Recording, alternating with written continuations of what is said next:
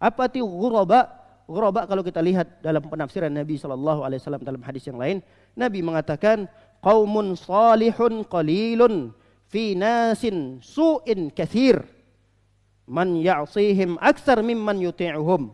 Kata Nabi SAW, mereka-mereka orang yang terasing itu, ghuraba tadi, qaumun salihun, mereka-mereka adalah orang-orang yang soleh, qalilun, lihat nih kalimatnya, qalilun, sedikit sekali, fi unasin su'in katsir, di tengah-tengah manusia yang begitu banyak, tapi su ini ya buruk. Jadi kalau ada segelintir orang di tengah-tengah masyarakat ya buruk.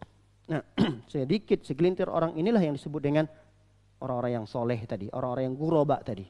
Kita berdoa kepada Allah Subhanahu wa taala, berharap mudah-mudahan kita semuanya dan keluarga-keluarga kita termasuk dalam golongan orang-orang yang soleh tersebut.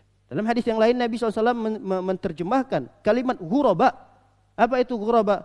Ghuraba itu adalah alladzina yuslihuna idza fasadan nas. Jadi tidak hanya sekedar soleh, tapi dia muslih. Apa itu muslih? Mencoba untuk memperbaiki manusia-manusia yang rusak. Dan ini tugas kita memperbaiki. Jadi kita tidak cukup hanya baik sendiri, enggak. Tapi kita juga harus ada upaya untuk memperbaiki setelah kita baik. Nah, ini disebut dengan ghuraba. Dengan cara-cara kita. Ada orang pengen memperbaiki keluarganya dengan cara memberikan hadiah, sering memberikan hadiah. Ada orang yang memperbaiki lingkungannya dengan dia membuat satu ide-ide atau gagasan-gagasan yang dengan gagasan tersebut memunculkan kebaikan-kebaikan dan menghilangkan kerusakan-kerusakan yang ada di tengah-tengah masyarakat. Yang misalnya di lingkungan tersebut, kalau di hari-hari besar misalnya, hari-hari besar duniawi misalnya, besoknya libur, kadang-kadang ada warga itu ngumpul. Ngapain mereka ngumpul? Misalnya minum-minuman khamar. Dia tinggal di lingkungan itu. Lalu kemudian bagaimana caranya ini? Apa yang harus dilakukan?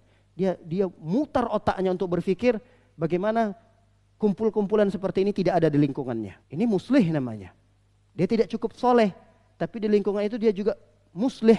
Ada orang yang dengan kemampuannya ingin mengajak orang lain kepada kebaikannya, dia masuk pada hobi-hobi orang ini apa ini? Dia masuk ke situ. Selama tidak dia yang terpengaruh. Di lingkungan tersebut, oh ini nih, perkumpulannya di lingkungan ini nih. Nah, saya ikutan deh selama perkumpulan itu tidak ada pertentangan syariat.